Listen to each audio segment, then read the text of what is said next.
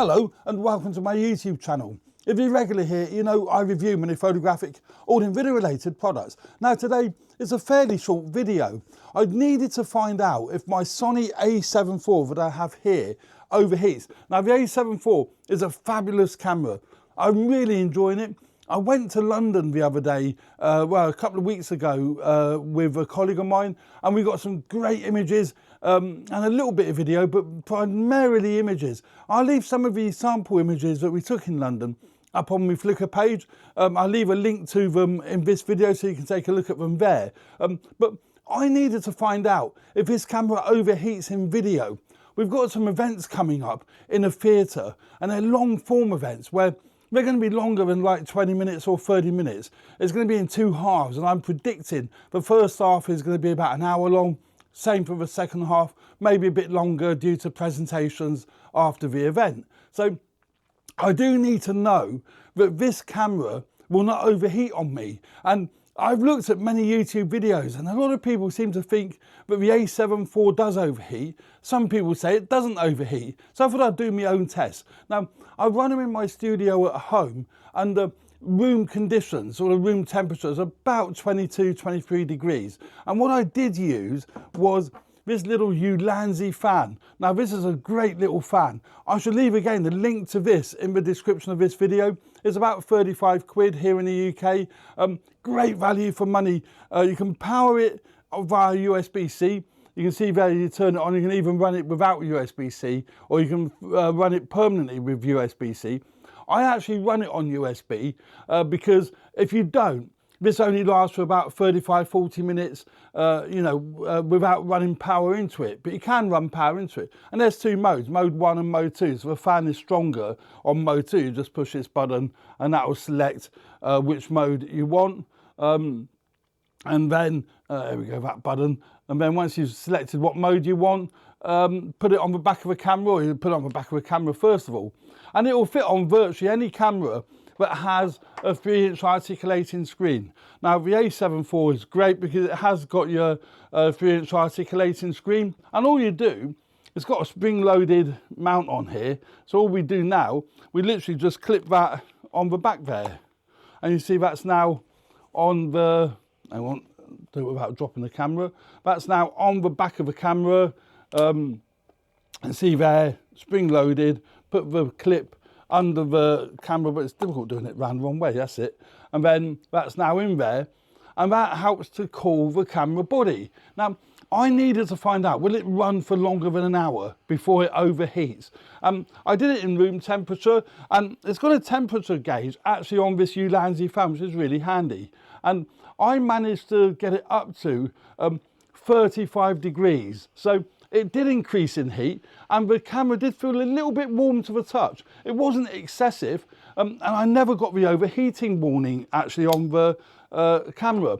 And I was running it for an hour and 40 minutes, and I just stopped there, and I thought there's no point in going any longer than that. I didn't get the overheating warning, and it didn't overheat. So I'm pretty confident. I've done it 3 times. I've done it in 422 10-bit and 420 8-bit. Now I will probably run this in 420 8-bit for 2 reasons. Firstly, I won't need the 10-bit codec because I won't be color grading the footage. I might do some adjustments, slight adjustments, but I won't need to do any heavy color grading, so I don't need the 422 10-bit. But secondly, if I run it at a 420 8-bit codec, that's not going to put so much pressure on the processor, so it shouldn't generate so much heat. So my theory is I should be absolutely fine running it in 420 8-bit using this fan. Now I think it will work fine even without the fan, but the fan is essential for me, I believe, because it will help to keep the camera cool. And I'm working inside a theatre. I'm not worried about the noise that this generates, although it doesn't really generate any noise whatsoever. It's a great little gadget if you plan to do filming with your mirrorless camera, not just the A7IV, any of the Sony mirrorless cameras, any other brand of mirrorless cameras. Some bodies it won't work with. I've got the Fuji X-T50. It won't work with that because that's got the tilty-wilty screen, and there's nowhere for this to fit on that. If you can actually fit a fan to your camera, I think that will alleviate any overheating issues. Obviously the A7IV has no video record limit as well. That's crucial because I don't want to be stopping and starting. It's a continuous event. So I don't want to be able to stop and start it. I want to be able to do a post 2-camera shoot edit in the studio here using DaVinci Resolve or Final Cut Pro or whatever. So yeah, in my very unscientific tests here in the studio, I haven't managed to get this camera to overheat. I've done it 3 times.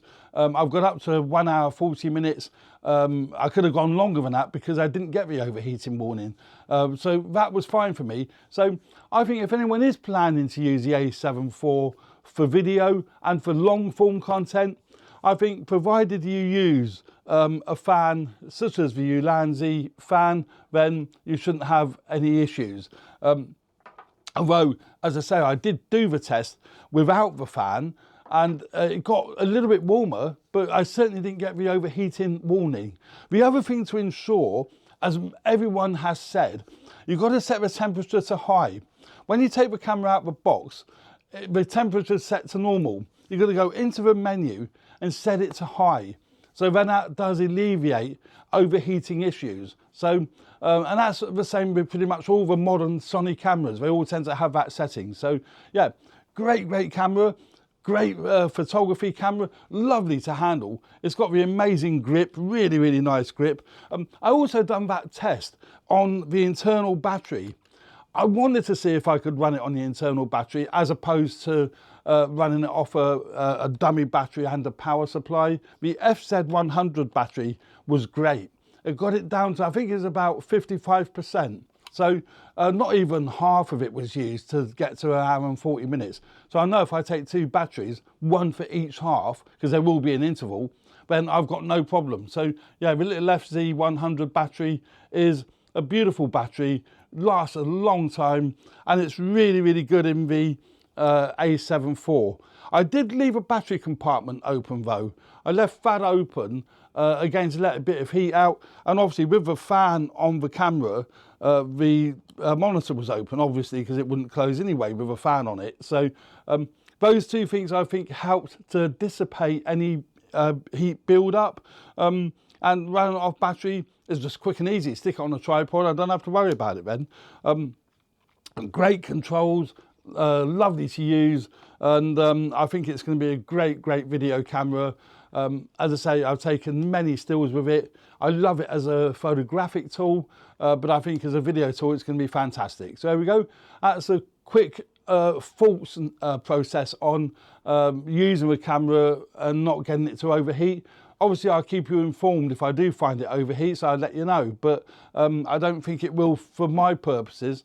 And that was at room temperature about 25 degrees, 24, 25 degrees. I'm hoping the theatre has got air conditioning and it won't get any hotter. I might run into issues if the theatre gets hotter, because then the camera's going to get hotter. So we'll just have to wait and see. But again, with this fan, there's a good chance that it won't, that won't be an issue. So there we go. Thanks very much for watching. I hope you found this video useful. Please subscribe to my channel if you haven't already done so. Don't forget to share this video if you think other people might find this content useful. That'd be fantastic. So thanks very much. Cheers for now. Bye.